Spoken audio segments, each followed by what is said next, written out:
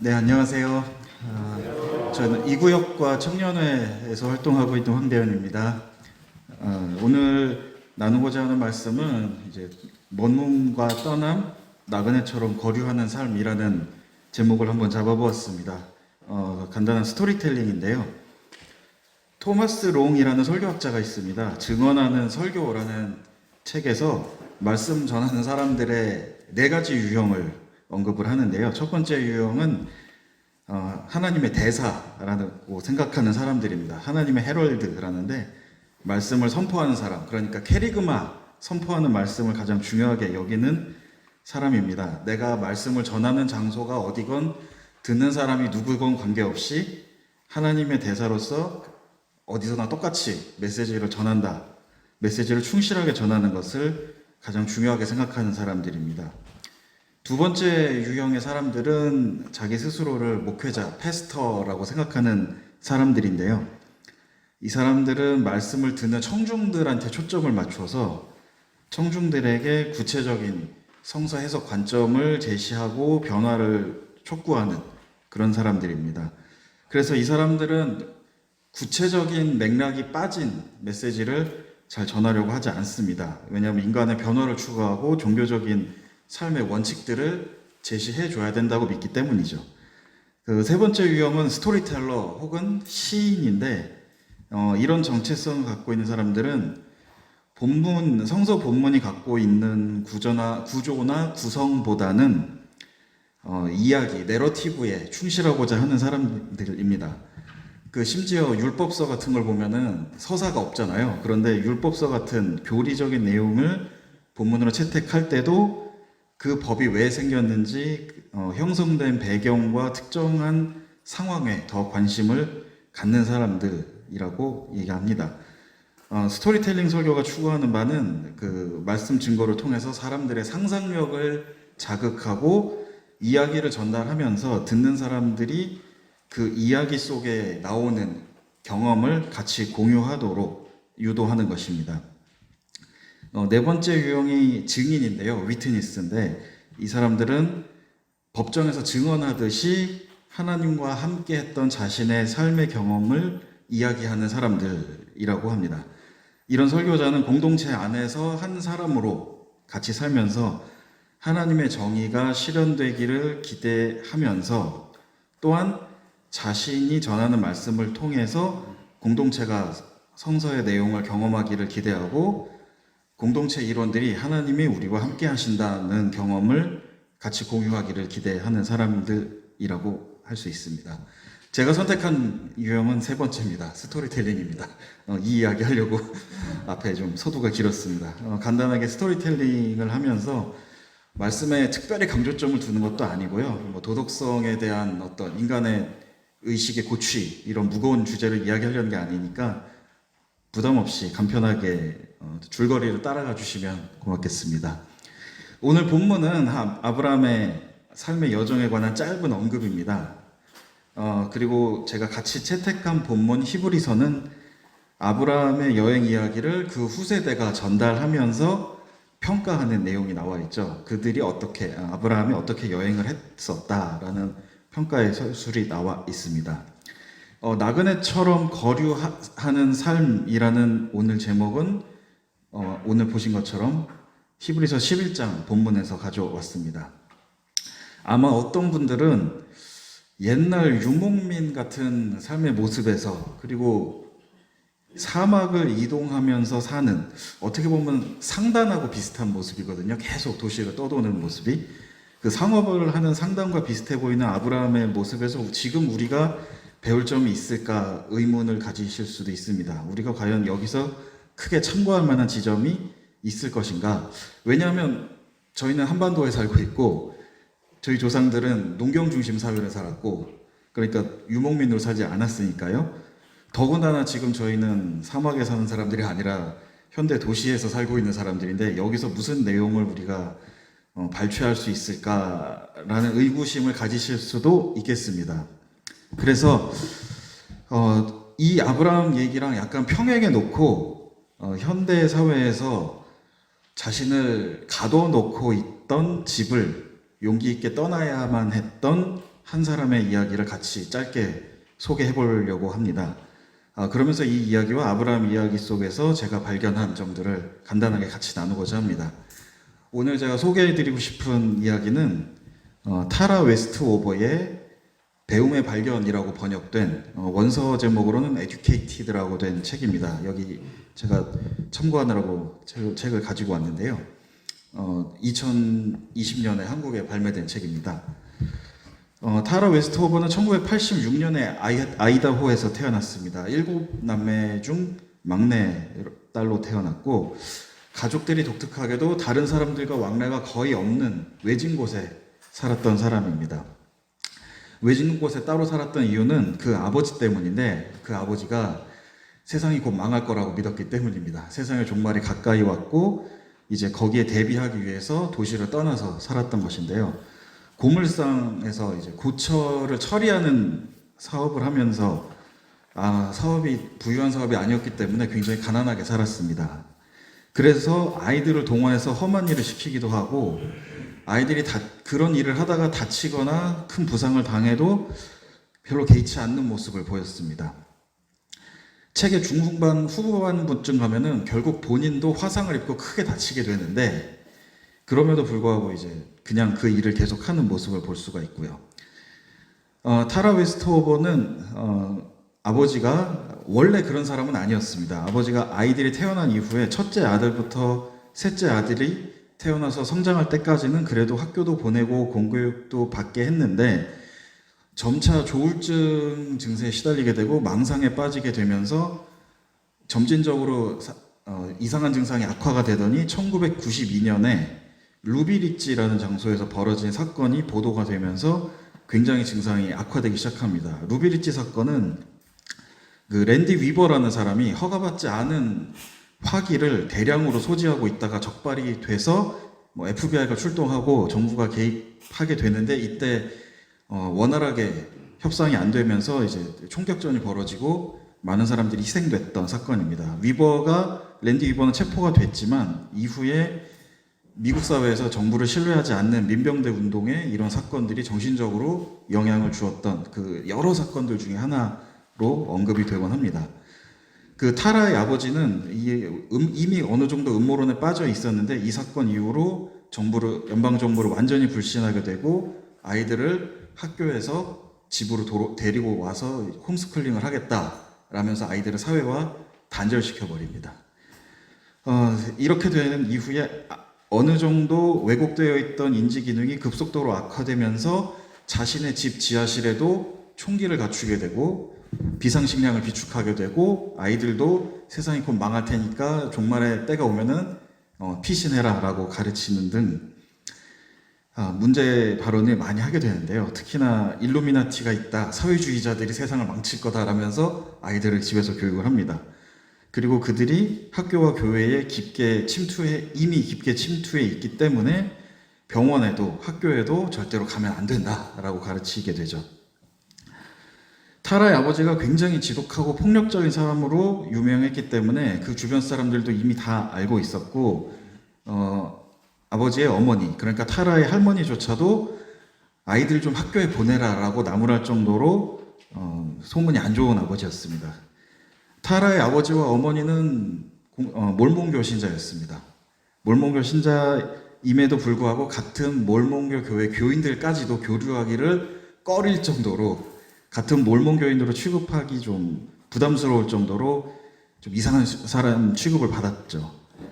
아무리 몰몬교 교리가 중요하더라도 대부분 마을 사람들은 그렇게 외진데에 따로 살면서 고립된 생활을 하거나 완전히 현대적인 삶의 양식을 거부하진 않았거든요. 근데 그 가족들은 정말로 그렇게 살고 있으니까요. 아마 지금 같으면 아동학대로 양육권을 박탈당하지 않을까 싶은데 그때는 모르겠습니다. 90년대라 그랬는지 저도 정확한 배경은 모르겠습니다. 막내딸이었던 타라는 아버지가 이미 그렇게 된 상태에서 태어났기 때문에 자기 오빠들하고 다르게 주정부의 출생 기록이 없었습니다. 학교에 다닌 기록도 없었습니다. 타라 위에 언니가 한 명 있었는데 어릴 때 그 언니는 골절상을 입은 적이 있어서 정말 어쩔 수 없이 병원에 가야 돼서 그 병원 기록 정도는 있었다고 합니다. 하지만 막내였던 타라에게는 그런 것조차도 남아있지 않았고요. 심지어 가족들이 같이 어디를 이동하다가 교통사고를 당한 적도 있고, 또 아들들이 커서 운전을 하다가 사고를 내기도 하는, 크고 작은 부상당하는 일이 책에 몇 차례나 나오는데, 그런 와중에도 이 아버지는 병원 치료를 거부하고 아이들을 병원에 보내지 않았습니다. 아까 언급했던 대로 본인이 나중에 심각한 전신 화상을 입는데 거의 죽기 직전까지 가는데도 병원에 가지 않았고 타라의 어머니에게 자기를 치료하도록 그냥 맡겨두었습니다. 타라가 회고하기를 사람들은 주님이 치료해 주실 것이라고 믿었지만 우리는 정말로 그런 상황에 내던져졌다라고 회고를 하고 있습니다. 책의 분량이 좀 두꺼워요. 워낙 길기 때문에 어떻게 집을 나가게 됐고 그 이후에 어떤 세상을 경험했는지 자세하게 다 이 자리에서 제가 말씀드릴 수는 없을 것 같습니다. 다만 어렸을 적부터 누적되어 온 이런 폭력의 경험, 축적되어 온 학대의 경험이 어느 순간 내가 집을 떠나야겠다라는 결심으로 분출되는 것을 볼 수 있습니다. 할머니가 돌아가시기 전에 타라도 학교 교육을 받게 해야 한다고 말한 적이 있었고 타라에게도 내가 학교에 가야 될 텐데 라고 몇 차례 이야기한 그런 희미한 기억이 남아 있었거든요. 타라가 고철 처리하는 일을 도울 때 몇 차례나 다치고 기계에서 떨어지기도 하고 그런 상황에서도 위험한 일을 아버지는 아무렇지도 않게 시키면서 또 그런 상황에서도 별일 아닌 것처럼 냉담하게 넘기는 모습을 보면서 타라에게는 아버지를 향한 반발심이 조금씩 자라나기 시작했습니다. 결정적인 계기는 셋째 아들, 타라의 이제 오빠가 되는 타일러가 집에서는 배울 수 없는 책에서 배운 내용을 종종 들려줬던 게 있었고 이 집안에서 유일하게 스스로 집을 나가 학교에 가겠다고 한 아들이었습니다. 이 아들이 먼저 대학에 진학을 하게 됐고요. 타라가 대학 진학을 준비하는 데에도 도움을 준 것이 타일러였습니다. 수많은 우여곡절 스토리가 책에 나오는데 결국은 어쨌거나 결론만 말씀드리면 몰몬교 재단 학교인 브리검령 대학에 진학을 하는데 성공을 합니다. 대학 입학 자격 시험을 보러 가서 OMR 카드를 하는 거를 처음 보고 굉장히 당황을 합니다. 이걸 어떻게 쓰는 거지? 하면서 월요일 수업을 앞두고 일요일에 있는 기숙사 친구들, 룸메이트들이 장을 보러 나갑니다. 굉장히 큰 문화 충격이었습니다. 왜냐하면 일요일에는 냉장고 정리조차도 하지 않았거든요. 율법에 안 되니까, 안식일을 지켜야 되니까. 그런데 더 큰 충격은 상식적으로 다른 친구들이 학교에서 중고등학교 때 배웠던 거를 자신이 하나도 모른다는 것이었습니다. 대표적인 게 홀로코스트였습니다. 홀로코스트라는 단어를 책에서 봤는데 이게 뭔지 모르니까 친구들에게 물어보자 장난하는 거냐고 그런 반응이 돌아왔습니다. 누구나 다 아는 내용이었으니까요. 일요일에 교회에 갔습니다. 몰몬교 교회에 친구들과 갔죠. 평소 습관대로 온몸에 꽉 끼는 옷을 입고 갔습니다. 그런데 갔는데 저희가 보기에는 평범한 신체가 드러나는 옷을 같은 여학생들이 입고 오는 것을 보고 아버지가 자신에게 강요했던 세계가 금이 가는 것을 느끼기 시작했습니다. 이 친구들은 나와 같은 몰몬교가 맞나? 라는 충격에 빠지게 됐죠. 그렇게 간극을 느끼면서 조금씩 타라는 세상으로 모험을 떠났고 여행을 시작했습니다. 그러면서도 동시에 꾸준하게 집으로 돌아와 가족들과 화해하고자 시도했습니다. 오히려 독자인 제가 읽기에는 좀 답답하고 이해가 안 될 정도로 몇 차례에 걸쳐서 집에 돌아와 가족들과 화해하고자 합니다. 학교와 집을 여러 차례 오가면서 아버지와 화해하고자 하지만 결론을 그냥 말씀드리자면 이 책의 끝은 타라가 영국 유학을 떠나서 대학원을 진학하고 성공적으로 졸업하는 것, 그리고 결국은 집으로 다시는 돌아가지 않겠다라고 결심하는 것으로 끝맺음을 합니다. 그런 결심을 하게 된 가장 중요한 이유는 일단 아버지가 변할 가능성이 전혀 없다는 것을 확인한 것이었고, 더 큰 문제는 다섯째 아들이 있었는데 루크라는 오빠가 지속적으로 타라가 그런 시도를 할 때마다 폭력을 행사했기 때문입니다. 아버지는 물리적으로 학대는 하진 않았는데 이 오빠가 물리력을 행사를 했고요. 그때마다 어머니도 몰몬교 교리상 남자가 여자를 훈육하는 것이 정당화되어 있다는 이유로 아들을 말리지 않았습니다. 타라는 어느 날 거울을 보면서 자신의 자아를 들여다보았고 10대 시절 순종적이던 자신의 자아가 어느 순간 거울 너머로 사라져 자신을 떠나는 것을 느꼈습니다. 그리고 더 이상 집으로 돌아갈 수 없다는 자신의 변화를 받아들이기로 결심합니다. 그리고 그러한 변화가 곧 교육을 통해서 가능했다라고 고백하면서 책을 마무리합니다. 방금 짧게 들려드린 타라 웨스트호버의 이야기와 아브라함의 집을 떠나는 고향 땅을 떠나서 내가 알려주는 땅으로 가라라는 나그네의 인생을 보면서 같이 몇 가지 짚어볼 만한 지점을 나누도록 하겠습니다. 첫 번째로 나그네처럼 거류하는 삶은 머무는 것과 떠나는 것, 거주하는 것과 모험하는 것이 지속적으로 반복되면서 우리에게 많은 경험과 배움을 제공해 주는 것을 볼 수 있습니다. 창세기 12장 오늘 본문을 보시면 참 재밌게도 어딘가 도착을 하는데 제단을 쌓고 제사를 올리는데 정착을 안 하고 또 떠나요. 그런 것이 계속 반복되는 것을 오늘 본문에서 여러분이 보셨을 줄 압니다. 히브리서 본문은 나그네와 거주라는 서로 상충되는 표현을 하나로 묶어서 나그네처럼 거류하는 삶이라는 단어로 문구를 제시를 합니다. 이건 마치 순례자가 긴 여행을 하다가 순례자들을 위한 숙소에서 잠시 쉬어가는 것과 같은 것 같습니다. 아브라함은 한 지역에 좀 길게 머무르기도 했고 때로는 여행길이 굉장히 길기도 했습니다. 타라 웨스트호버가 집을 떠나긴 했지만 아까 말씀드린 것처럼 가족들과의 관계를 한 번에 끊어낼 수는 없었습니다. 끊임없이 집과 학교를 오고 가면서 무척 길고 지루한 시간 동안 점진적으로 관계를 정리해 나갔습니다. 여행은 떠나면서도 어딘가에 마음이 머물러 있고 몸이 어딘가에 머물러 있으면서도 그 마음이 머물러 있는 집을 떠나 있는 것 같습니다. 이것이 아마도 이 땅에서 나그네로 거류하는 삶이라는 것을 잘 설명해 줄 수 있는 것 같습니다. 신앙의 여정도 아마 비슷한 것 같습니다. 때로는 내가 정착하고 있던 교회에 깊은 애정을 갖고 참여하다가 어떤 일정한 시기에 도달하면 각자 다르겠지만 어떤 계기로 인해서 교회를 떠나 순례의 길에 나설 수도 있을 것입니다.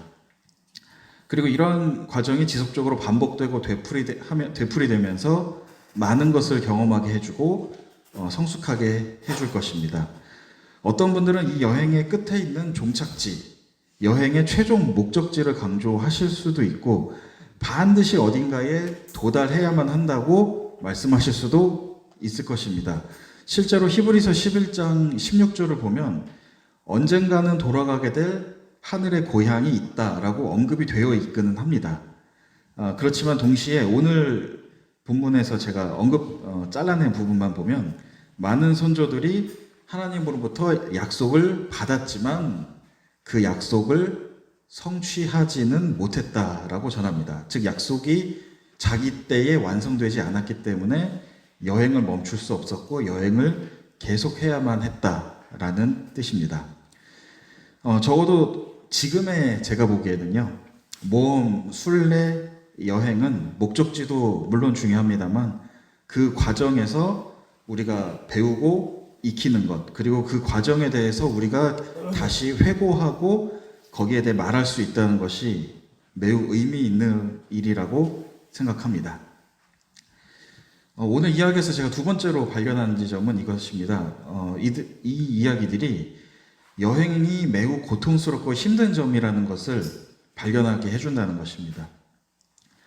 그 고대 유대 전설과 요세푸스가 쓴 서술에 따르면 아브라함이 그냥 하나님의 말씀을 듣고 자연스럽게 집을 떠난 것이 아니라고 합니다.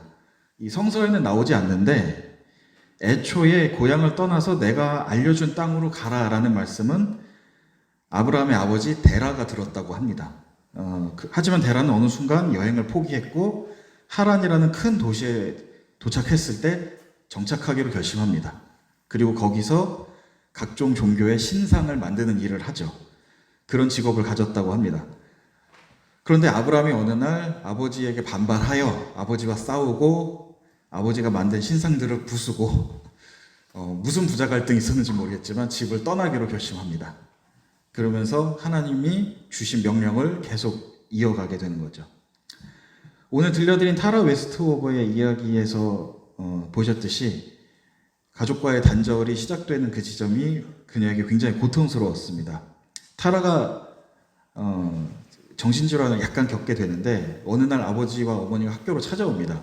불이검령으로 와서 다시 옛날의 순종적인 딸로 돌아오라고 간곡하게 이야기를 하고, 제가 느끼기에는 거의 반협박인데요. 그 다음 날부터 발작, 몽유병, 그리고 심각한 두통에 시달리게 됩니다. 자신의 길을 찾아서 여정을 떠나는 것이, 그리고 그 여정을 떠나는 게 인정되지 않는 집이 있는 것, 그 사이에서 갈등하는 게 굉장히 치명적인 부담을 안겼던 것 같습니다.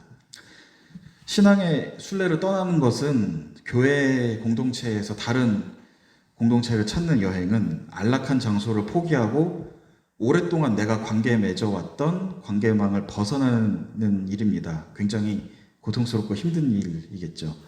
아마 세길에서 우리 교회에서 이 자리에 또 계신 분들 중에 많은 분들이 이와 같은 힘든 경험을 하셨고 지금 교회에 거하고 계신 줄 알고 있습니다.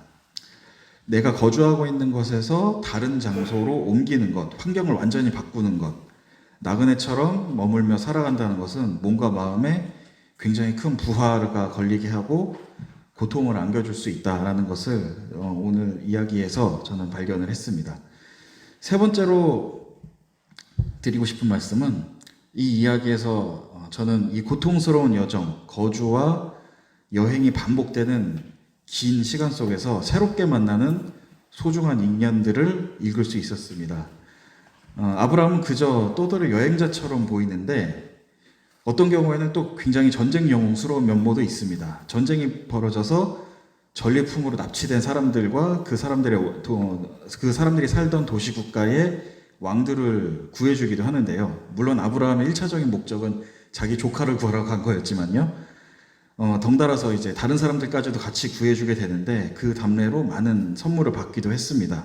그리고 그때 예루살렘에서 제사장 직책을 수행하고 있던 멜기세덱이라는 사람도 만나서 같이 제사를 지내기도 했습니다. 타라는 집을 떠난 후에 대학에 어느 정도 익숙해지고 다른 친구들처럼 평범하게 연애도 하고 지도 교수들의 도움을 받아서 학교 생활을 계속해 나갔습니다. 드루라는 친구가 타라가 한밤중에 몽유병 환자처럼 돌아다니고 소리를 지를 때 붙잡아주고 그녀를 구해주었다고 합니다. 타라는 심지어 그때 기억이 없어서 그 사실을 나중에 알았다고 하고요. 이 말씀을 드리면서 오늘 제 말씀 증거를 마치겠습니다. 어제 우리가 만난 이 자리에서 나눈 대화, 많은 분들이 우리 교회에서 만난 사람들이 참 좋았다라는 말씀을 해주셨습니다. 저도 마찬가지로 이곳에서 만난 좋은 인연들이 있습니다.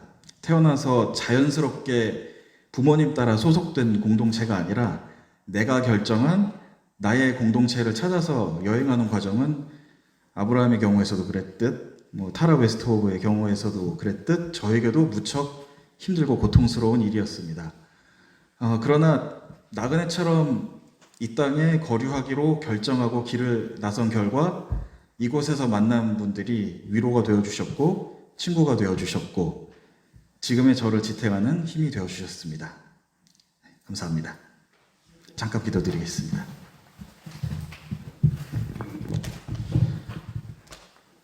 하나님 말씀 따라 살고자 결심할 때, 하나님 말씀 따라 여행하고자 길을 떠날 때 용기를 주시고 우리에게 힘찬 발걸음을 내디딜 수 있는 친구를 주심을 감사드립니다. 예수 그리스도의 이름으로 기도드렸습니다.